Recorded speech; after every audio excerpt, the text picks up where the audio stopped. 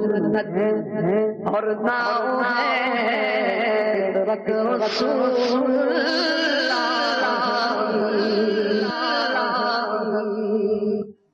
الحمدللہ رب العالمین والصلاة والسلام علی سید المرسلین اما بعد فاعوذ باللہ من الشیطان الرجیم بسم اللہ الرحمن الرحیم الصلاة والسلام علیک یا رسول اللہ الصلاة والسلام علیک یا حبیب اللہ الصلاة والسلام علیک یا نبی اللہ وعلا آلک وصحابک یا نور اللہ۔ مدنی چینل کے ناظرین الحمدللہ حسب معمول سلسلہ ہمارے صحابہ کے ساتھ حاضر ہیں، اور ہمارے صحابہ، آپ کے صحابہ، پیارے صحابہ، اللہ کو راضی کرنے والے صحابہ کا اس سلسلے میں ذکر خیر ہوتا ہے۔ جیسا کہ ہمارے سلسلے کا فارمیٹ ہے کہ ہم کسی ایک صحابی رسول یا صحابیات میں سے کسی ایک کا انتخاب کرتے ہیں کہ جن کا تذکرہ ہم اپنے اس سلسلے کی ڈیوریشن میں کرتے ہیں، ان کا تعارف ہوتا ہے، ان کے اوصاف ہوتے ہیں، ان کا کردار ہوتا ہے، ان کی شخصیت اور ان کی زندگی سے جو ہمیں سیکھنے کو مختلف چیزیں ملتی ہیں۔ انشاءاللہ آج بھی ہم اس کو ڈسکس کریں گے۔ آج جس عظیم ترین ہستی کا تذکرہ ہم کرنے جا رہے ہیں وہ ہے ام المؤمنین حضرت سیدتنا عائشہ صدیقہ طیبہ طاہرہ رضی اللہ تعالی عنہا۔ ہمارے ساتھ مبلغین موجود ہیں، الحمدللہ حافظ خالد مدنی موجود ہیں اور مشید مدنی بھی موجود ہیں۔ انشاءاللہ ان دونوں سے مدنی پھول لیں گے اور حضرت عائشہ صدیقہ طیبہ طاہرہ رضی اللہ تعالی عنہا کی شخصیت کے، آپ کی زندگی کے مختلف گوشوں پہ ہماری گفتگو چلتی رہے گی انشاءاللہ عز و جل۔ اس سے آپ کو بھی سیکھنے کو ملے گا۔ اچھی نیتوں کے ساتھ سلسلے میں آخر تک شریک رہیں گے تو انشاءاللہ بہت کچھ سیکھنے کو ملے گا۔ ایک انسانی نفسیات ہے، جب ہم شخصیات پہ سلسلہ کرنے جا رہے ہوتے ہیں تو ایک بڑی عجیب سی سائیکی ہے، بعض افراد میں ہوتی ہے۔ اگر کہیں آپ کے اندر یہ چیز ڈیولپ ہو رہی ہے تو غور کر لیجئے گا، اسی لیے میں عرض کرنے لگا ہوں کہ جب ہم کسی ولی اللہ کا تذکرہ کرتے ہیں، جب ہم کسی صحابی رسول کا تذکرہ کرتے ہیں، جب ہم کسی نبی کا تذکرہ کرتے ہیں، اور ظاہر سی بات ہے یہ افراد مردوں پر مشتمل ہے، مرد ہوتے ہیں یہ، تو خواتین ایسا لگتا ہے کہ بعض اوقات فیلنگز آتی ہیں کہ جناب یہ مردوں کا تذکرہ ہو رہا ہے، اللہ والے کا تذکرہ ہو رہا ہے، صحابی کا تذکرہ ہو رہا ہے، نبی کا تذکرہ ہو رہا ہے، تو اس سے زیادہ سیکھنے کا موقع جو ملے گا وہ مردوں کو ملے گا۔ اسی طریقے سے جب ہم کسی اللہ والی کا تذکرہ کرتے ہیں، صحابیہ کا ذکر کرتے ہیں اور اس طریقے کی خواتین کا تذکرہ ہم کرتے ہیں تو شاید بعضوں کے دل میں خیال پیدا ہو کہ ان کی زندگی سے شاید خواتین ہی کو زیادہ سیکھنے کو ملے گا۔ یہ بات کسی قدر غلط بھی نہیں ہے کہ زیادہ سیکھنے کا موقع تو یقیناً انہی کو ملے گا، کیونکہ ان کی شخصیت اور جو ایک چیز ہے وہ ان سے متعلق ہے، لیکن دیگر افراد اس سے محروم رہ جائیں گے ایسا نہیں ہے۔ اللہ والوں کی خوبی یہ ہے، چاہے وہ خاتون ہوں چاہے وہ مرد ہوں، ان کی زندگیوں میں ہم سب کے لیے رہنمائی موجود ہوتی ہے، کیونکہ مدینے والے آقا محمد مصطفیٰ احمد مجتبیٰ، اللہ عز و جل کے پیارے نبی، اللہ کے آخری نبی محمد رسول اللہ صلی اللہ تعالی علیہ وسلم کے نقش قدم پہ چل رہے ہوتے ہیں تو ساری کائنات کے لیے، ساری امت کے لیے اس میں رہنمائی موجود ہوتی ہے۔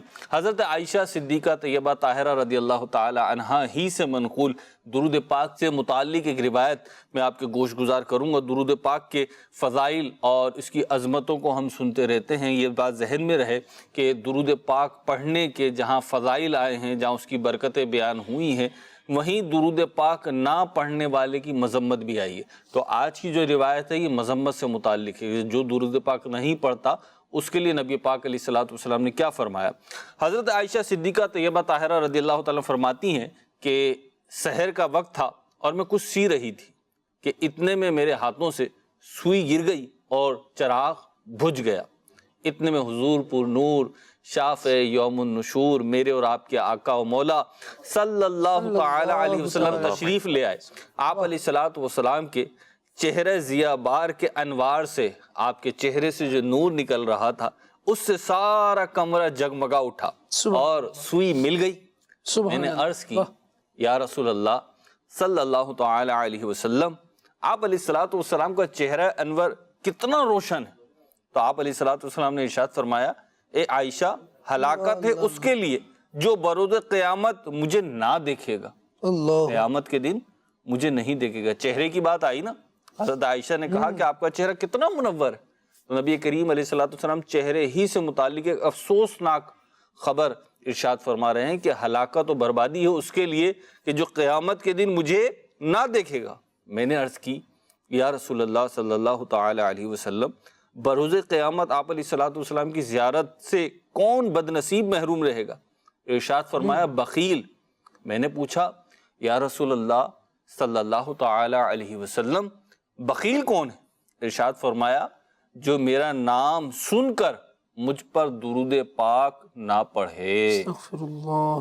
میرے محترم ناظرین، غور فرمائیے کہ ہم عمومی طور پر فضائل سنتے ہی رہتے ہیں، تو وہ اپنی جگہ، ان کی برکتیں اپنی جگہ، لیکن یہ مذمت بھی موجود ہے، یہ ایک فکر انگیز بات بھی موجود ہے کہ اگر کہیں خدا نہ خواستہ کسی مسلمان کو، عاشق رسول ہونے والے کو یہ بری بیماری ہے کہ نبی عاشق رسول بھی ہو لیکن اس کے اندر یہ برائی بھی موجود ہو کہ وہ نبی پاک علیہ الصلوۃ والسلام کا ذکر مبارک سن کر درود پاک نہ پڑھے، تو پھر اس کا عشق ابھی خام ہے، اس کا تعلق، اس کی نسبت ابھی خام ہے۔ اس پہ غور کرنا چاہیے، اس کو کامل کرنا چاہیے، اور اپنی وارفتگی اپنی نبی کریم علیہ الصلوۃ والسلام کی ذات سے محبت کو اور بڑھانا چاہیے، اور اس برائی سے ہمیں بچنا چاہیے۔ اپنی عادت بنا لیں کہ اٹھتے بیٹھتے چلتے پھرتے نبی کریم علیہ الصلوۃ والسلام پہ کثرت کے ساتھ درود پاک پڑھیں، بالخصوص جب نبی پاک علیہ الصلوۃ والسلام کا ذکر خیر اپنی زبان سے کریں، کسی اور کی زبان سے سنیں یا لکھیں یا کتاب میں پڑھیں، تو درود پاک پڑھنے کو اپنا معمول بنا لیجئے۔ صلو علی الحبیب صلی اللہ تعالی علی محمد صلی اللہ تعالی علیہ وسلم۔ بڑھتے ہیں خالد بھائی کی طرف۔ حضرت عائشہ صدیقہ طیبہ طاہرہ رضی اللہ تعالی عنہا کے جو مختلف گوشے ہیں آپ کی زندگی کے، اس میں سے ابتدائی گفتگو سنتے ہیں۔ جی خالد بھائی۔ نحمدہ ونصلی ونسلم علی خاتم النبیین، محبوب خدا صدیقہ بنت صدیق حضرت عائشہ صدیقہ رضی اللہ تعالی عنہا کا آج تذکرہ ہے، اور آپ ایسی عظمت والی خاتون ہیں، قرآن و حدیث ان کے فضائل سے مالا مال ہے۔ واہ جی۔ اللہ رب العالمین جل وعلا نے مصطفیٰ کریم علیہ الصلاۃ والسلام کی حریم ناز میں جن خواتین کو عطا فرمایا، ان کی شان بیان کرتے ہوئے بالخصوص سیدہ عائشہ صدیقہ رضی اللہ تعالی عنہا جو کہ زوجہ ہیں مصطفیٰ کریم علیہ الصلاۃ والسلام کی، رب العالمین جل وعلا حضور کی ازواج کے بارے میں ارشاد فرماتا ہے یا نساء النبی لستن کاحد من النساء، اے نبی کی بیویوں تم اور عورتوں کی طرح نہیں ہو۔ یعنی مصطفیٰ کریم علیہ الصلاۃ والسلام کی نسبت میں آنے سے یہ نرالی ہو گئی ہیں، یہ سب سے جدا گانا ہو گئی، امتیازی وصف ہو گیا، امتیازی ایک حیثیت ہو گئی، امتیازی شان کی مالک ہو گئی۔ مصطفیٰ کریم علیہ الصلاۃ والسلام کے عقد میں آنا یہ ایک یقیناً امتیاز کا باعث ہے، لیکن جہاں آپ کی سیرت بیان کرنے والوں نے آپ کی سیرت کو لکھا ہے، اس میں ایک یہ بات بھی تحریر فرمائی ہے مہروز بھائی کہ سیدہ عائشہ صدیقہ رضی اللہ تعالی عنہا وہ عظیم خاتون ہے کہ جنہوں نے آغوش اسلام میں اپنی آنکھیں کھولی ہیں۔ سبحان اللہ۔ مصطفیٰ کریم علیہ الصلاۃ والسلام اعلان نبوت فرما چکے، اس کے بعد حضرت سیدہ عائشہ صدیقہ رضی اللہ تعالی عنہ کی ولادت ہوتی ہے۔ صدیق اکبر رضی اللہ تعالیٰ عنہ کی آپ صاحبزادی ہیں، سبحان اللہ، آپ ان کی بیٹی ہیں، تو صدیق اکبر رضی اللہ تعالیٰ عنہ کا جو سلسلہ نسب ہے، شجرہ نسب ہے، یہ 7ویں پشت میں جا کر نبی پاک صلی اللہ تعالیٰ علیہ وآلہ وسلم سے مل جاتا ہے، اور صدیقہ رضی اللہ تعالیٰ عنہ یہ براہ راست صدیق اکبر رضی اللہ تعالیٰ عنہ کی شہزادی ہیں، تو آپ کا گویا 8ویں پشت میں نبی پاک صلی اللہ تعالیٰ علیہ وآلہ وسلم سے جا کر شجرہ نسب ملتا ہے۔ یعنی ابتدائی طور پر اگر دیکھیں تو خاندان بتاتا ہے کہ اس کے آنے والے کیسے ہیں، یعنی کسی کا back ground, family back ground بیان کر دیتا ہے کہ یہ اپنی ذات و صفات میں کن فضائل اور کن خصائل کا حامل ہو سکتا ہے۔ خاندانی شرافت جو ہے وہ بھی حاصل ہے، خاندانی شرافت وہ حاصل ہے، اور مصطفیٰ کریم علیہ الصلاۃ والسلام کے لاڈلے چہیتے صحابی سبحان اللہ، جو ابو بکر ہیں، جی پہلے نمبر والے ہیں، اول آنے والے ہیں، اور آپ رضی اللہ تعالی عنہ کی آپ بیٹی ہیں، اور سلسلہ نسب جو پہلے میں نے عرض کیا، اس کے ساتھ ساتھ دیگر فضائل آپ کے دیکھیں تو آپ کی جو والدہ ہیں ان کا نام ہے ام رومان، جو کہ زوجہ ہیں حضرت سیدنا صدیق اکبر رضی اللہ تعالی عنہ کی، جی تو صدیقہ بنت صدیق رضی اللہ تعالی عنہ یہ کہلاتی ہیں۔ اور اگر ان کے دیگر فضائل، دیگر ان کے جو مراتب ہیں جی ان کی طرف جائیں تو قرآن بھی ان کے فضائل کو بیان کرتا ہے، سبحان اللہ۔ احادیث مصطفیٰ بھی ان کے فضائل سے مالا مال ہے۔ کیا بات۔ جب 4 سال ہوئے یا 6 سال ہوئے مصطفیٰ کریم علیہ السلام کو اعلان نبوت فرمائے ہوئے، اس وقت آپ دنیا میں تشریف لاتی ہیں، اور حضور اقدس صلی اللہ تعالیٰ علیہ وآلہ وسلم، یعنی یوں کہا جائے کہ آپ عاشقوں کے گھر میں پیدا ہوئی ہیں۔ صدیق اکبر رضی اللہ تعالیٰ عنہ کا پورا گھرانہ عشق رسول رکھنے والا ہے۔ ہجرت سے پہلے بھی مصطفیٰ کریم علیہ السلام کی زیارت سے فیضیاب ہو رہی ہیں، اور ہجرت کے بعد بھی مصطفیٰ کریم علیہ السلام کے پاس رہ رہی ہیں، اور جب رخصتی ہو کر حضور اقدس صلی اللہ تعالیٰ علیہ وآلہ وسلم کے حریم ناز میں تشریف لے جاتی ہیں، تو پھر تو جو بے مثال شانیں عطا ہوتی ہیں، خود ارشاد فرماتی ہیں مجھے 10 وہ خصوصیات نصیب ہوئی ہیں جو حضور کی دیگر ازواج کو بھی نصیب نہیں ہوئی۔ اللہ۔ یوں بہت سارے فضائل، بہت سارے کمالات آپ کی صفات میں اور آپ کی ذات میں، آپ کی سیرت میں موجود ہے، جیسے انشاءاللہ آگے بڑھتے ہیں تو مزید عرض کرتے ہیں۔ اللہ رب العزت نے ان کی پاک دامنی کو، پاکیزگی کو اپنی پیاری کتاب قرآن کریم فرقان حمید میں بیان فرمایا، اور نبی پاک علیہ الصلوۃ والسلام ان سے کتنی انسیت، کتنی محبت اور کتنی شفقت کا معاملہ فرمایا کرتے تھے کہ ام سلمہ رضی اللہ تعالی عنہا کو مخاطب کرتے ہوئے ارشاد فرمایا مجھے عائشہ کے بارے میں کوئی تکلیف نہ دو۔ حضرت فاطمہ جان کائنات رضی اللہ تعالی عنہا سے فرمایا اے فاطمہ تم اس سے محبت نہیں کرتی جس سے تمہارے والد محبت کرتے ہیں؟ تو حضرت سیدتنا فاطمہ کہتی ہیں کیوں نہیں، میں تو آپ سے بھی بڑھ کے محبت کرتی ہوں۔ تو ان کی آپس میں تعلق، محبت، اور ان کے لیے جو نبی پاک علیہ الصلوۃ والسلام کے ایک تاثرات تھے، جذبات تھے، اس کا لاڈلی شہزادی بھی احترام کر رہی ہیں، اور دیگر امہات المؤمنین اور صحابہ اکرام علیہم الرضوان کو بھی اگر دیکھا جائے تو وہ بھی اس کا پاس رکھا کرتے تھے۔ حضرت عائشہ صدیقہ طیبہ طاہرہ رضی اللہ تعالی عنہا، ان کا نام جب لیتا ہوں نا خالد بھائی تو ایک ٹھنڈ سی پڑتی ہے، ایک اچھا لگتا ہے، مزہ آتا ہے ان کا نام، اور پھر ان کے نام کے ساتھ القابات، اور مطلب دیکھیں پاکیزگی جو ہے، ان کی جو پاکیزگی ہے اس کے کیا کہنے ہیں، انشاءاللہ وہ بھی آگے بیان ہو رہا ہے اللہ نے چاہا تو۔ عرض کروں تو بچوں کو والدہ کا نام ادب سے ہی لینا چاہیے۔ جی بالکل، جو یوں نسبی والدین ہوتے ہیں، لائق اولاد ان کا تذکرہ ادب کے ساتھ ہی کرتی ہے، بالکل ایسے، اور جو رشتے میں جڑے ہوں اس حیثیت سے کہ مصطفیٰ کریم علیہ السلام کے ساتھ نسبت بھی موجود ہو، جیسے قرآن کریم ارشاد فرماتا ہے النبی اولا بالمؤمنین من انفسہم وازواجہ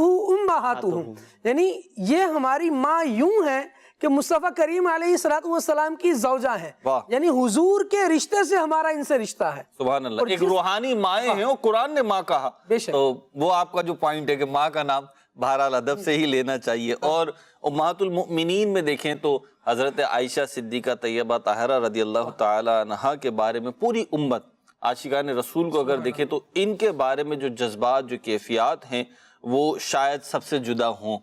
بہرحال ان کے بہت سارے اوصاف ہیں، اور ہمیں چند اس میں سے اپنے سلسلے میں تذکرہ کرنا ہے۔ ان کی سیرت پڑھنے سے تعلق رکھتی ہے یقیناً۔ مکتبۃ المدینہ نے ایک بہت ہی پیاری کتاب فیضان عائشہ، 600 سے زیادہ صفحات کی کتاب ہے، یہ چھاپی ہے، آپ ہمارا سلسلہ بھی دیکھیے، اور اس میں جو باتیں بیان ہو رہی ہیں اکثر اسی کتاب سے بیان ہوں گی، کیونکہ اس کتاب میں سمجھتا ہوں کہ حضرت عائشہ صدیقہ طیبہ طاہرہ رضی اللہ تعالی عنہا کی سیرت سے متعلق ایک جامع کتاب، اردو میں اتنی جامع، اتنی بڑی کتاب آپ کو، اتنی سہل کتاب، اتنی آسان کتاب شاید نہ ملے، تو مکتبۃ المدینہ سے بھی حاصل کر سکتے ہیں، اور دعوت اسلامی کی ویب سائٹ سے ڈاؤن لوڈ بھی کر سکتے ہیں۔ بہت ساری صفات ہیں حضرت عائشہ صدیقہ رضی اللہ تعالیٰ کی بات کریں تو ان کی سخاوت شان امتیازی ہوتی ہے۔ میں اکثر کہتا ہوں کہ کسی بھی شخص کی، آج بھی دنیا میں جو افراد ہیں ان کے کچھ نہ کچھ اوصاف، کچھ نہ کچھ باتیں ایسی ہوتی ہیں جو دیگر افراد سے انہیں ممتاز کر دیتی ہیں۔ حضرت عائشہ صدیقہ کو دیکھیں تو جہاں ان کی پاکیزگی اور علمی وجاہت دوسروں سے انہیں ممتاز کرتی ہے، وہیں ان کی سخاوت جو ہے وہ بہت ممتاز ہے، اور اس میں ان کی جو کیفیات ہیں، جو واقعات ہمیں ملتے ہیں مشید بھائی، وہ بہت زیادہ ایسے ہیں کہ موٹیویشنل ہیں، کہ ہمیں سیکھنے کو ملتا ہے کہ کیا مطلب کیفیات تھی۔ بالکل، بسم اللہ الرحمن الرحیم۔ مہروز بھائی، حضرت سیدتنا عائشہ صدیقہ طیبہ طاہرہ، طیبہ پاکیزہ، طاہرہ پاک دامن، ایسی پیاری ہستی، اور میں کہوں گا کہ اللہ تبارک و تعالی نے مبارک ہستیوں میں جن خواتین کو شامل فرمایا، تو یہ کہنا غلط نہ ہوگا کہ یہ روئے زمین پر اللہ پاک کی ایک ایسی بندی ہیں جو کہ سب سے زیادہ خوش قسمت ہیں، سبحان اللہ، کیونکہ ایسا ہی دو عالم کے داتا پیارے آقا صلی اللہ علیہ وآلہ وسلم کے نکاح میں آئیں۔ اچھا، مزید ان کی کیا خصوصیات، ان کو جس گھرانے سے نسبت حاصل ہے جی اس گھرانے کی 4 پشتے صحابہ ہیں، سبحان اللہ۔ اللہ ایسی پیاری۔ اور جب ان کی پاک دامنی کے حوالے سے پیارے آقا صلی اللہ علیہ وآلہ وسلم نے ممبر پر کھڑے ہو کے صحابہ کرام علیہم الرضوان کے درمیان کلام فرمایا تو کئی صحابہ کرام، صاحب خزائن العرفان نے تفسیر خزائن العرفان میں ذکر کیا کہ کئی صحابہ کرام یکے بعد دیگر آپ کی پاک دامنی کی گواہی دینے لگے۔ سبحان اللہ۔ ایسی پاکیزہ خاتون الحمدللہ ہماری خوش قسمتی ہے کہ ہم آقا علیہ الصلوۃ والسلام کی امت میں ہیں، اور ان کی نسبت سے اماں عائشہ صدیقہ رضی اللہ تعالیٰ عنہ ہماری روحانی ماں ہیں۔ حضرت سیدتنا عائشہ صدیقہ رضی اللہ تعالیٰ عنہ یہ اپنے وقت کی جو خواتین تھیں ان میں بہت زیادہ سخاوت کرنے والی تھیں۔ مدراج النبوہ میں حضرت عبداللہ بن زبیر رضی اللہ تعالیٰ عنہ جو کہ آپ کے بھانجے ہیں، ان سے روایت ہے کہ وہ فرماتے ہیں کہ میں نے حضرت سیدتنا عائشہ صدیقہ رضی اللہ تعالی عنہا کو 70,000 درہم راہ خدا عز و جل میں خرچ کرتے ہوئے دیکھا۔ اور ایک روایت ہے اسی کتاب میں کہ ایک مرتبہ حضرت عبداللہ بن زبیر رضی اللہ تعالی عنہ نے آپ کی خدمت میں 1,00,000 درہم بھجوائے۔ درہم یعنی چاندی کا سکہ ہوتا ہے، 1,00,000 درہم، تو وہ سارے کے سارے آپ نے اللہ پاک کی رضا کے لیے راہ خدا میں تقسیم کر دیے۔ اللہ۔ اچھا، اس دن جی آپ روزے سے تھیں، روزے کی حالت میں وہ تقسیم ہو گئے۔ جب افطار کا وقت آیا تو آپ کی جو کنیز تھی انہوں نے کہا کہ بہتر ہوتا کہ ایک آپ درہم رکھ لیتی، تو انہوں نے کہا مجھے یاد ہی نہیں رہا، یاد ہوتا تو رکھ لیتی۔ اللہ۔ اچھا، یہ تو واقعہ آپ کی سخاوت کا ایسا ہے کہ جس میں جو کلمات ظاہر کرتے ہیں وہ یہ کرتے ہیں کہ آپ کو یاد نہیں رہا۔ ایک واقعہ اور ملتا ہے آپ کا کہ آپ روزے سے تھیں تو ایک سائل آیا آپ کے دروازے پر، تو آپ نے کنیز سے کہا کہ یہ روٹی اس سائل کو دے دو، تو کنیز نے کہا کہ اس روٹی کو رکھ لیتے ہیں کہ افطار کے وقت کام آئے گی۔ انہوں نے کہا کہ اس روٹی کو آپ خیرات کر دیں۔ جب افطار کا وقت قریب آیا تو اللہ تبارک و تعالی نے آپ کی جو خیرات کرنا، جو آپ کا راہ خدا میں روٹی دینا، آپ کا رب تعالی نے پسند فرمایا، اس کے نتیجے میں آپ کو بکری کا گوشت جو ہے وہ ہدیہ ہوا۔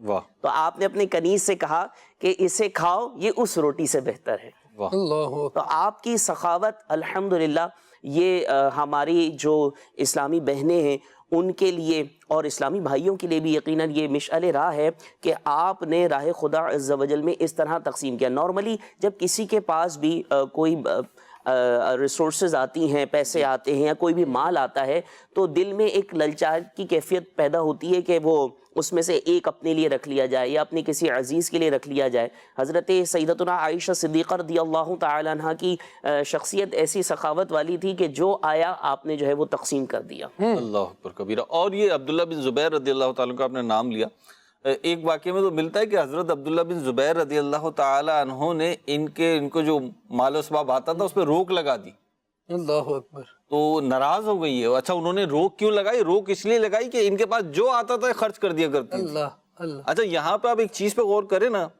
مشید بھائی، جی جی، کہ ان کی جو سخاوت ہے، جو اللہ کی راہ میں دینا ہے، یہ ایک پہلو تو دیکھیں تعریف کا یہ کہ سخاوت ہے، صدقہ ہے، اللہ کی راہ میں خرچ کرنا ہے، تو ایک دل بہت بڑا ہے، صحیح۔ تو یہ پہلو تو اپنی جگہ موجود ہے، لیکن ایک اور پہلو وہ یہ کہ دنیا سے بے رغبتی، دنیا کے مال پہ بھروسہ نہیں ہے۔ جیسے کہ آپ نے دونوں روایت پیش کر دی نا، ایک میں فرمانی یہ یاد دلا دیتے، یاد دلایا تو پھر بھی نہیں رکھا، تو اور پھر اللہ رب العزت نے ان کو ایسے ہی دیا۔ اچھا، صدقہ دینے میں جہاں یہ روایت ملتی ہیں حضرت عائشہ سے متعلق کہ انہوں نے 1,00,000 دراہیم یا 70,000 دراہیم، بڑی بڑی رقمیں جو ہیں وہ خرچ کر دی، وہیں یہ بھی ملتا ہے کہ ایک کھجور بھی صدقہ کر دی، ایک انگور کا دانہ بھی صدقہ کر دیا۔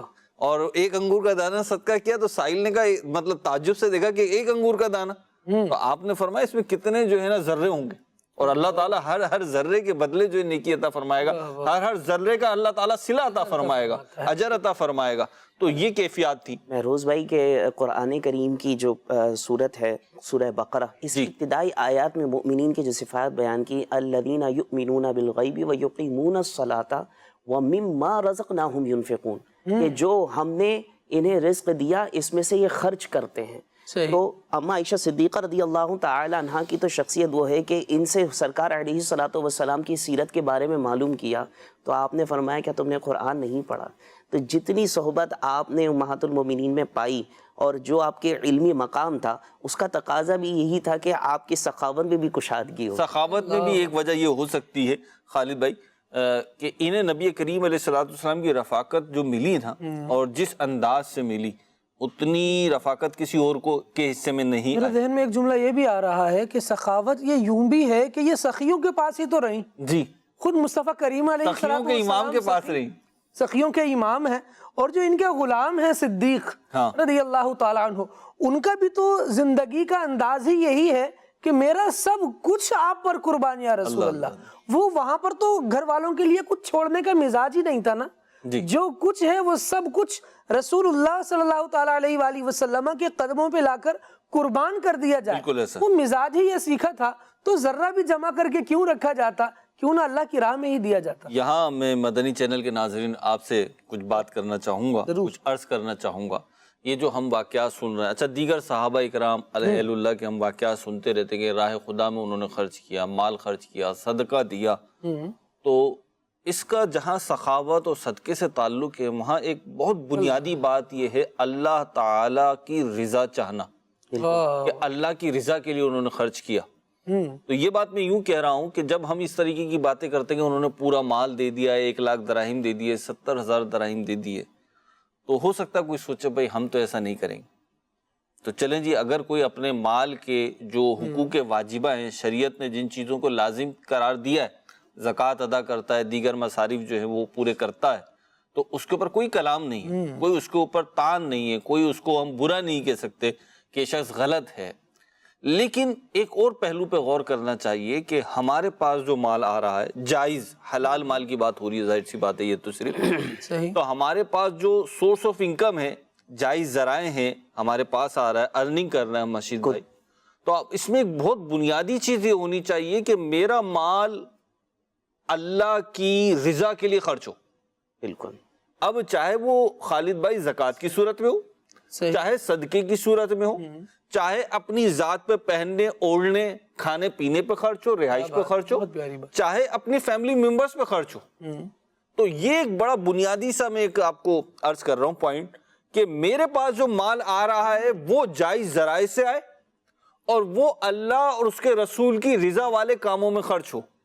ہم یہ نہیں کہہ رہے آپ کو، یعنی کہنے سے مراد یہ کہ کوئی زور زبردستی نہیں کہ آپ اتنا خیرات کریں، اتنا صدقات کریں. ترغیب موجود ہے الحمدللہ، ہم اس سے پیچھے نہیں ہٹیں گے، ثواب سے کیوں پیچھے رہیں، ترغیب دینے میں کیا ہے.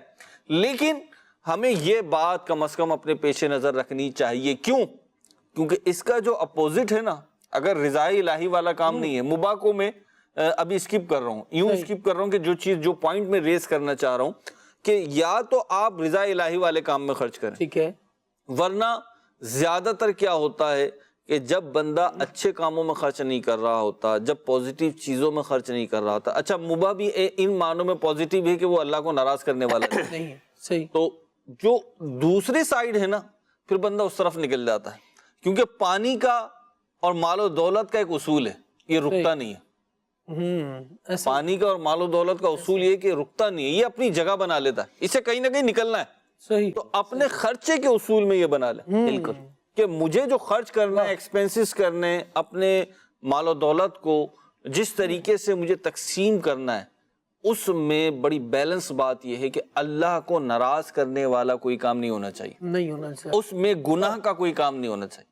تو انشاءاللہ ہمارے صدقات بھی بڑھ جائیں گے، ہماری خیرات بھی بڑھ جائے گی، ہمارے اپنے اہل و عیال، خود ہماری ذات پہ جو خرچ ہوگا اللہ تعالیٰ خوش ہوتا ہے، راضی ہوتا بندے سے. ایک بات میں یہاں ایڈ کرنا چاہوں گا کہ ہماری ترجیحات کا اگر تعین ہوگا نا جی تو ہم درست سمت میں کام کرنے کی کوشش کریں گے. بالکل ایسا ہی. اگر میری زندگی میں اس چیز کو ترجیح ہے کہ میں اللہ تبارک و تعالیٰ کو راضی کرنے کی کوشش کرتا ہوں، تو چاہے مجھے سب کچھ لٹانا پڑے گا تب بھی میں اللہ تبارک و تعالیٰ کو راضی کرنے کی کوشش کروں گا.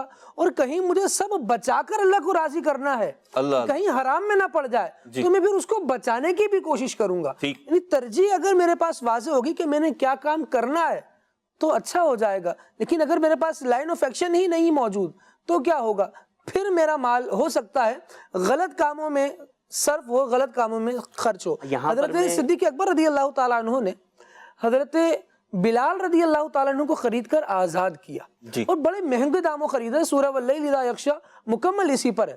لیکن میں یہاں اس بات کو عرض کرنا چاہ رہا ہوں کہ جب صدیق اکبر رضی اللہ تعالیٰ عنہ نے حضرت بلال رضی اللہ تعالیٰ عنہ کو خرید کر آزاد کیا نا, اللہ تبارک و تعالیٰ ان کی نیکی کا نور کیسا بیان فرما رہا ہے. لوگوں نے اعتراض کیا کہ ہو سکتا ہے بلال کا کوئی احسان ہو ان پر, اس لیے اتنے مہنگے داموں لے کر آزاد کیا ہے. قرآن کریم خود ارشاد فرماتا ہے اِلَّا ابْتِغَاءَ وَجْهِ رَبِّهِ الْأَعْلَىٰ, یہ صرف رب اعلیٰ کی رضا حاصل کرنے کے لیے کیا ہے. اللہ, یعنی ان کا مقصود صرف اللہ کو راضی کرنا تھا. اور جب بندے کا مقصد اللہ کو راضی کرنا ہو تو مہروز بھائی پھر چاہے وہ سخاوت ہو, چاہے اور طریقے کی عبادت ہو, چاہے پھر وہ نماز ہو, چاہے لمبے سجدے ہوں, چاہے دیر تک قرآن کریم کی تلاوت کرنا ہو, پھر بندہ اللہ کی رضا کو دیکھتا ہے اور پھر ان کاموں کو نہیں دیکھا جاتا. اور پھر جی, اور اس میں ایک جہاں پہ یہ سخاوت کا جو ہے موضوع آیا, تو یہاں پر یہ بھی مدنی چینل کے ناظرین کو ہم بتاتے چلیں کہ خرچ کرنے کے اعتبار سے مال کا اعتبار نہیں, یا اخلاص کی کیفیت ہے. جی بالکل ہو سکتا ہے کہ کوئی شخص 1000 روپے خرچ کرے اللہ کی راہ میں, اس کی نسبت زیادہ ثواب کا حقدار وہ غریب شخص ہو کہ جو رب کی رضا کے لیے صرف 10 روپے راہ خدا میں خرچ کرے. اصل مقصود تو نیت ہے, آپ کی نیت کدھر کی ہے, اور رب تبارک و تعالی دلوں کا حال جانتا ہے, بہتر جانتا ہے, سب سے بڑھ کر جانتا ہے. تو ہمیں جب خرچ کر ہی رہے ہیں تو اس کی رضا ہی کے لیے خرچ کریں, ثواب آخرت ہی کے لیے خرچ کریں.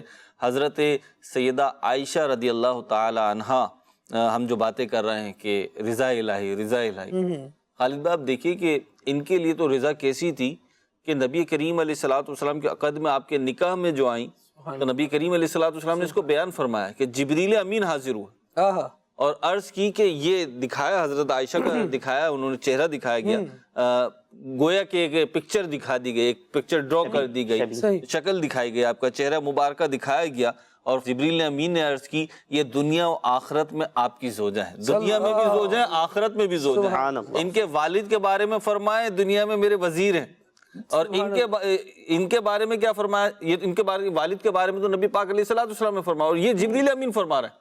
کیا بات کہ یہ دنیا و آخرت میں آپ کی زوجہ ہیں. اور جبریل امین انہیں سلام عرض کیا کرتے تھے. نبی کریم علیہ السلام نے ایک موقع پہ ارشاد فرمایا اے عائشہ یہ جبرائیل ہیں, یہ تمہیں سلام پیش کرتے ہیں. تو یہ ان کے ایسے فضائل ہیں. اللہ رب العزت کرے کہ ہمیں ان کا فیضان ملے, ان کے صدقے میں ہمیں بھی برکتیں ملے, ہم پر بھی رحمتوں کا نزول ہو.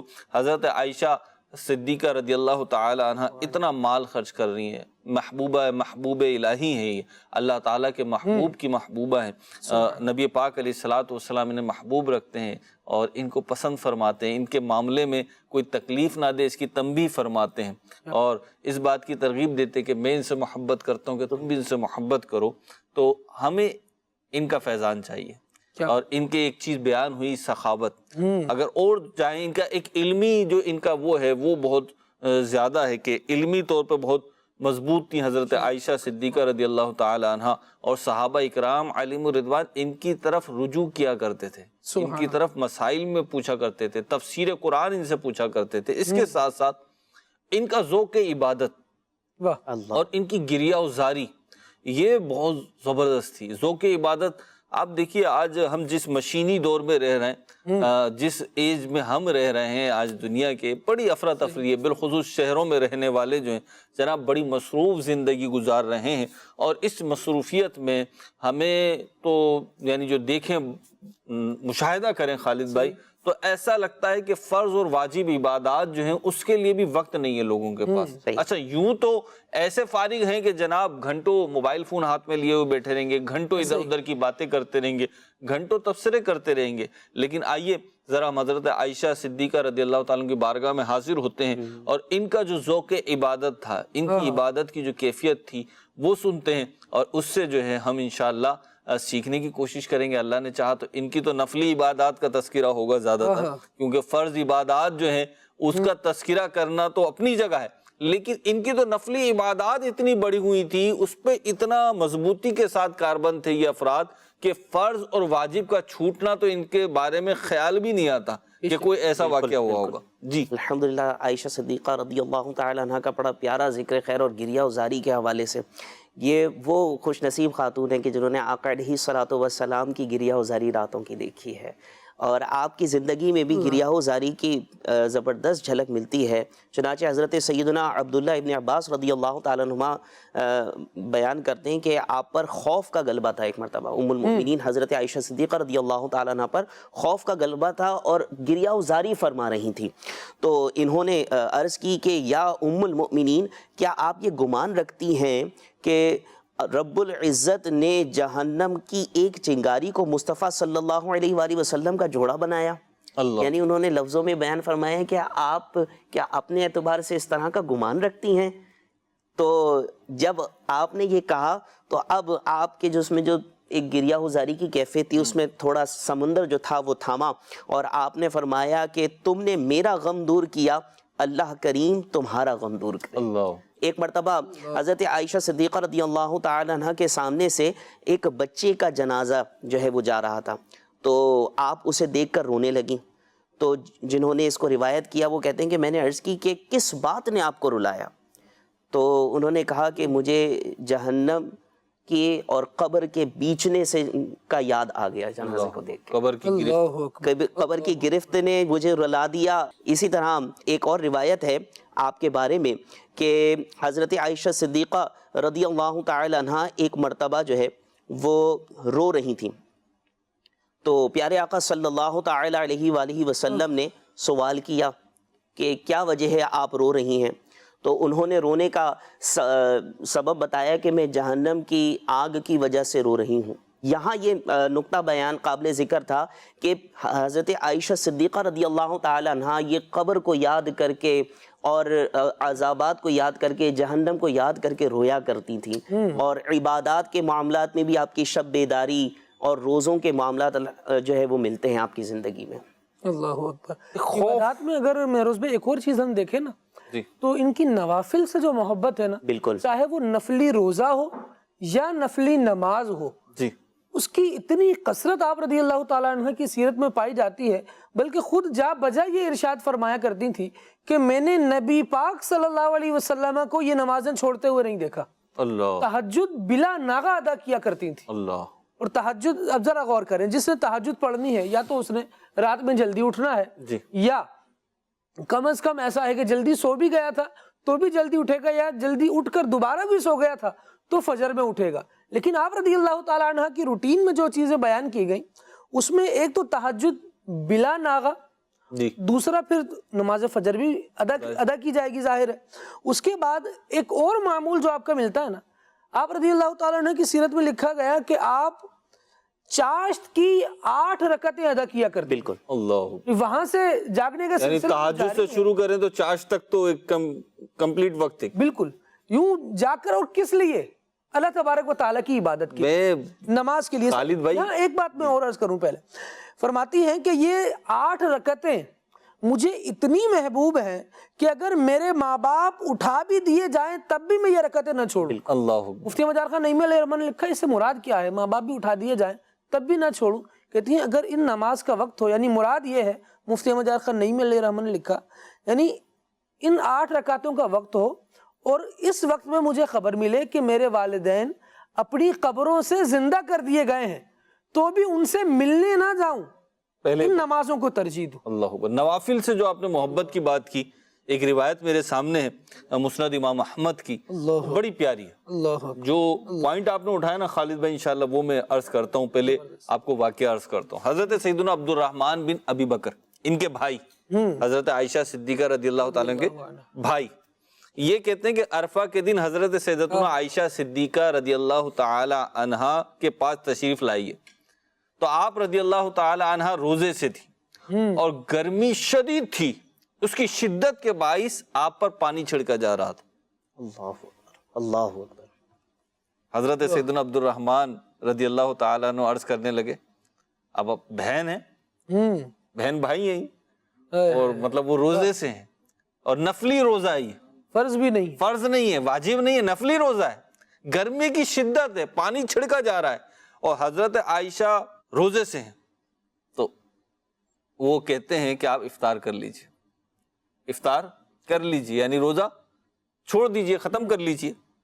حضرت عائشہ صدیقہ فرمانے لگی میں افطار کروں، سوالیہ انداز، میں افطار کروں، حالانکہ میں نے نبی پاک علیہ الصلوۃ والسلام کو یہ ارشاد فرماتے ہوئے سنا ہے کہ عرفہ کے دن کا روزہ 1 سال پہلے کے گناہوں کا کفارہ ہے۔ سبحان اللہ۔ اب یہاں پہ آپ اللہ ذرا غور فرمائیں کہ ان کی کیفیت کیا ہے، اللہ، کہ نفلی روزہ ہے، لیکن وہ آپ والی بات جو آپ کہہ رہے تھے کہ میں وہ چاش کے نفل جو ہوں وہ نہ چھوڑوں، یہاں پہ روزے کے بارے میں فرما رہی ہے۔ یہاں سے ایک چیز میں عرض کرتا ہوں، پوائنٹ کیا ہے؟ پوائنٹ یہ ہے کہ محشید بھائی جس چیز کی فضیلت پتہ چل گئی بالکل کہ یہ چیز کار ثواب ہے، کیا بات ہے، واہ، یہ چیز اللہ کی رضا دلانے والی ہے، یہ چیز گناہوں کا کفارہ ہے، بہت پیاری بات، یہ چیز آخرت میں کامیاب کرنے والی ہے، تو اس کو اختیار کرنے کی کوشش کرنی ہے۔ سبحان میں اور آپ اپنے اپنے اللہ، ذہن کو دیکھیں، اپنے اپنے دل کی کیفیات کو دیکھیں۔ سچی بات یہ ہے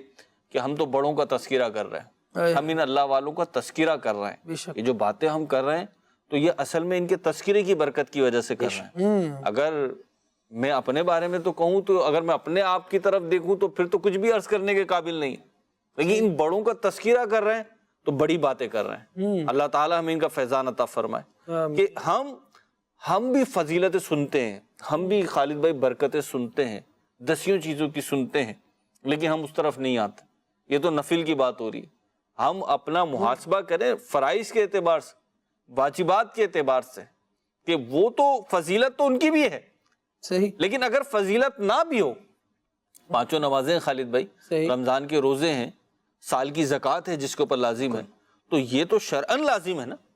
اگر ان کی کوئی بھی فضیلت نہ ہو صحیح، تو ہمارے رب کا حکم ہے کرنا، پھر بھی کرنا ہے، لیکن ان کی فضیلتیں ہیں، ہم سنتے بھی ہیں، اللہ، مانتے بھی ہیں۔ مجھے آج تک کوئی ایسا مسلمان نہیں ملا جو ان کی فضیلتوں کو نہ مانتا ہو، مانتا ہی ہے، مسلمان عموماً مانتے ہیں، بھلے وہ اس پر اور فخر محسوس کرتے ہیں کہ اللہ کی رحمت کتنی پیاری ہے کہ اس نے مال دیا بھی اسی نے، اور پھر خود ارشاد فرمایا کہ اس میں سے خرچ کرو تمہارا فرض بھی ادا ہو جائے گا۔ اچھا، فرض بھی ادا ہو جائے گا، دیا بھی اسی نے، اس دینے پر ثواب بھی وہی عطا فرمائے گا، تو بندہ خوشی سے پھولے نہیں سماتا۔ کبھی عبادات کی لذت محسوس ہوتی ہے تو پتہ چلتا ہے کہ یار میرا مولا کتنا کریم ہے، توفیق اس کی طرف سے، عمل میں کر رہا ہوں اس کی دی ہوئی توفیق سے، وہ قبول فرما لے یہ بھی اس کی کرم نوازی، ترا یہ کہ اس پر پھر ثواب عطا فرمائے گا، پھر انعام عطا فرمائے گا، تو بندے کو محبت اور بڑھ جانی چاہیے۔ اور مصطفیٰ کریم علیہ السلام جو اس طرح سے نیک اعمال خود کر کے ارشاد فرماتے تھے، وہ روایت نہیں مہروز بھائی کہ جب حضور اقدس صلی اللہ تعالیٰ علیہ وآلہ وسلم کے مبارک قدم متورم ہو گئے، جی سوج گئے، تو عرض کی جا رہی ہے کہ یا رسول اللہ صلی اللہ علیہ وسلم کہ اللہ تبارک و تعالیٰ نے آپ کے صدقے میں آپ کے اگلوں کے پچھلوں کے گناہوں کو معاف نہیں فرما دیا؟ تو حضور اقدس صلی اللہ علیہ وسلم ارشاد کیا فرماتے ہیں؟ فرماتے ہیں افلا اکون عبدا شکورا، کیا میں اپنے رب کا شکر گزار بندہ نہ بنوں؟ وہ کیسی محبت ہے جو اللہ تبارک و تعالیٰ سے یوں کنیکٹ کر رہی ہے کہ اللہ تعالیٰ کا شکریہ ادا کرنا بھی تو کوئی چیز ہے۔ اللہ اللہ۔ مہروز بھائی، آپ نے جو ہے وہ ابھی جو بات کی، علم جو آپ کی معلومات میں آ جائے اس پر عمل ہو جائے، مجھے وہ قول یاد آیا اس وقت، منقول ہے کہ 4 چیزیں جو ہے وہ عقل بڑھاتی ہیں، ان میں ایک صورت یہ ہے کہ اپنے علم کے مطابق عمل کرے۔ اچھا، جس کو علم دین کا شوق ہو اس کو چاہیے کہ جو اس اللہ تبارک و تعالیٰ اپنی رحمت سے اپنے کرم سے اس کو علم عطا کرے، اس پر وہ عمل کرنا شروع کر دے، تو انشاءاللہ اس کے علم میں اضافے کا بھی باعث ہوگا۔ اور علم تو ہے ہی عمل کے لیے، یعنی اگر کوئی درس نظامی کرتا ہے یا دعوت اسلامی کے تحت جو مختلف کورسز ہوتے ہیں وہ کورسز کرتا ہے، اس میں بیسک موٹو، بیسک جو ٹارگٹ ہے، جو بنیادی جو ہے وہ مقصد ہے، وہ اپنے علم میں اضافہ کرنا ہے۔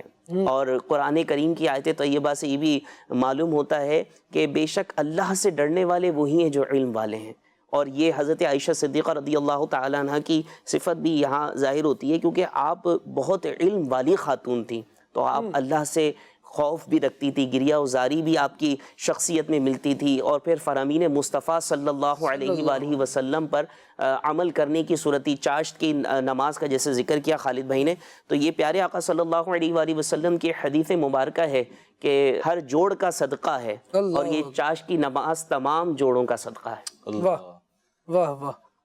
حضرت عائشہ صدیقہ ذکر خیر ہو رہا ہے، اور میں گھڑی کی طرف دیکھ رہا ہوں کہ سلسلے کا وقت اختتام کی طرف جا رہا ہے، لیکن یہاں میں چاہتا ہوں کہ جانے سے پہلے حضرت عائشہ صدیقہ کی حوالے سے ایک بڑا پیارا واقعہ کرامات صحابہ میں بیان کیا گیا بارش سے متعلق، اور انشاءاللہ وہ آپ کی بارگاہ میں عرض کروں کہ ان کی نبی پاک علیہ الصلوۃ والسلام سے محبت اور صحابہ اکرام علیہم الرضوان کی ان کے ساتھ جو ایک تعلق تھا وفاداری کا، وہ آپ دیکھیے کہ مدینہ منورہ میں ایک موقع پہ بارش نہیں ہوئی، لوگ جو تھے وہ قحط سالی میں مبتلا ہو گئے اور بلبلا اٹھے، قحط ہو گیا، بارش نہیں ہوئی، سارا ڈیپینڈ ہی بارش پہ تھا، سبزہ اگے گا، سبزہ جانور کھائیں گے تو وہ فربا ہوں گے، جانور فربا ہوں گے تو دیگر کاروبار دنیا چلے گا، تو بارش نہیں ہوئی تو وہ ساری معیشت بھی اور معاشرت بھی تباہ ہونے لگی، تو وہ بلبلا اٹھے۔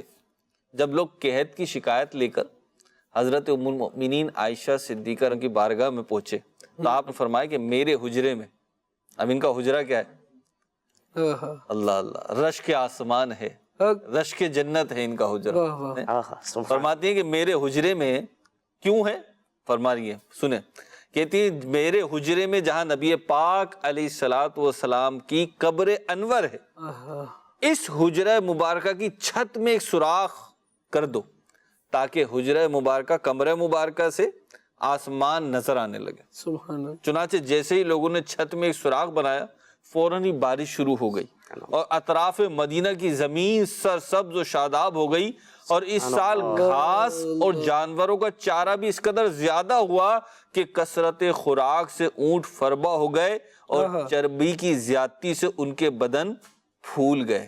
سبحان اللہ۔ آپ سنیے، حضرت مفتی احمد یار خان نعیمی رحمۃ اللہ تعالی علیہ اس روایت کے تحت فرماتے ہیں کہ آسمانی آفات کی شکایت اللہ کے مقبول بندوں سے کر سکتے ہیں۔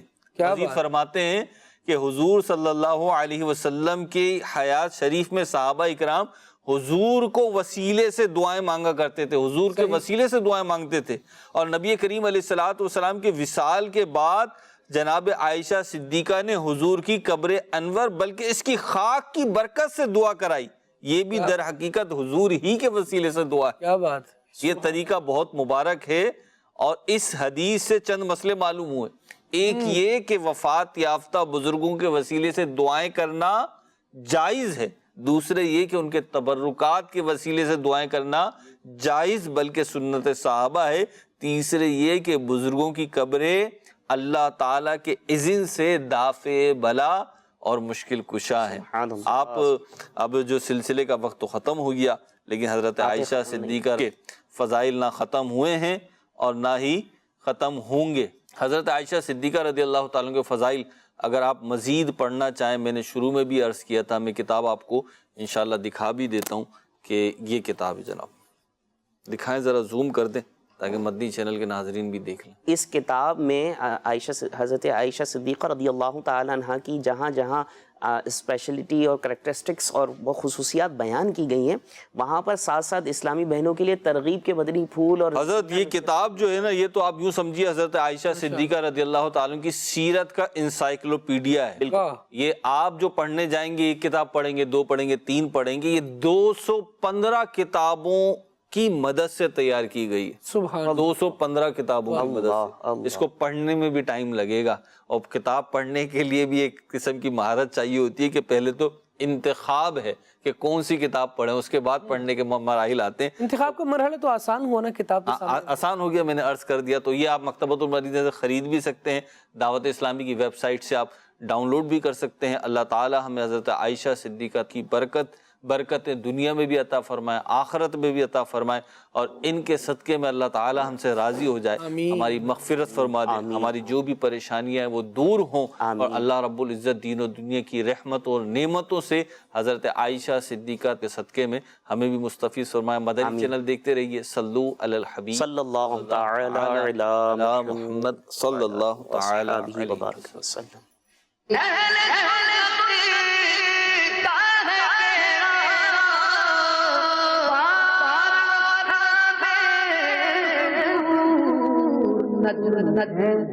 اور نام ہے رسول اللہ